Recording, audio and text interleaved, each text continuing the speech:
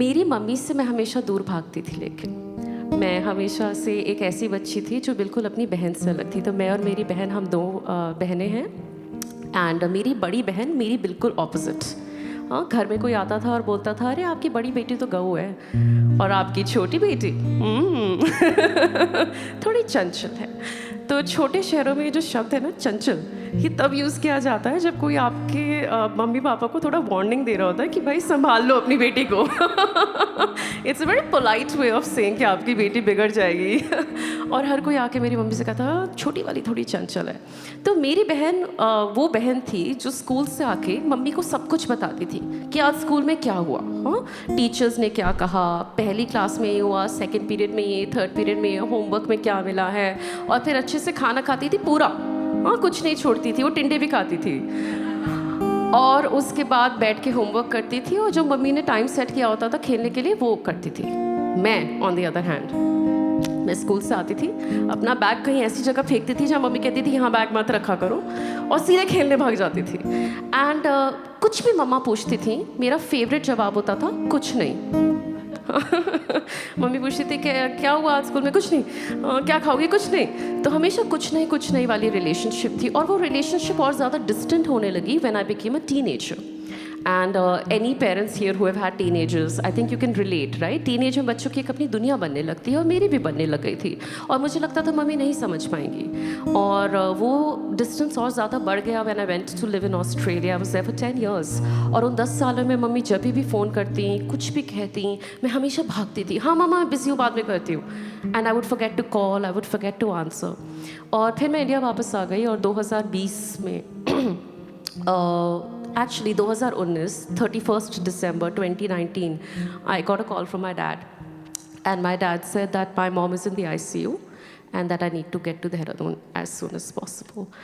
And I reached there, and my mother was obviously in the ICU. She had had a pancreatitis attack. And you know, in the ICU, you can't just enter. You can't meet people. There is a visiting hour. There are visiting hours. और मैं रात को पहुंची थी, एक ही flight होती थी उस टाइम बॉम्बे से देहरादून की. And I told dad to go home, and I said मैं रुकती हूँ यहाँ पर. और उस पूरी रात, the only thing that bothered me was कि अगर मम्मी ठीक नहीं हुई और मुझसे कभी कोई क्वेश्चन नहीं पूछा तो मैं कैसे जीऊँगी. और उस दिन वेटिंग रूम में सचमुच में मुझे अपनी मदर की अहमियत समझ में आई. और it's very sad that it took all this for me to feel what my mom feels for me, but that night changed something in me. And मैंने 12 साल की उम्र में जब पहली बार मुझे प्रेम हुआ था तो कविताएं लिखना शुरू किया था. और मेरी मम्मी की हमेशा शिकायत रहती थी कि तुमने मम्मी के लिए कभी कोई कविता क्यों नहीं लिखी. तो ये कविता मम्मी के लिए, और इसका नाम है कुछ नहीं मम्मी.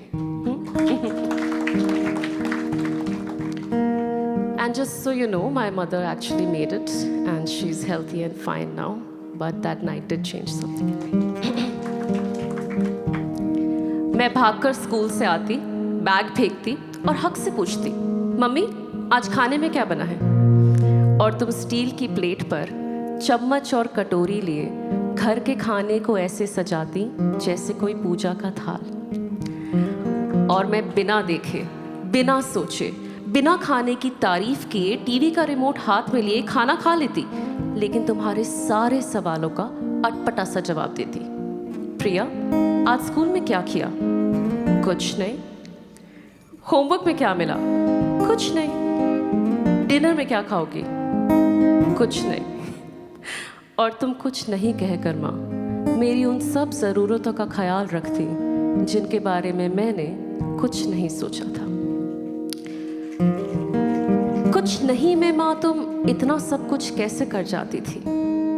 आज जब मेरे पास सब कुछ है तो यही सोचती हूँ कि तुम्हारे जाने के बाद कुछ नहीं रह जाएगा, कुछ नहीं कहा जाएगा, कोई भी तो नहीं पूछेगा मुझसे सब कुछ के बारे में.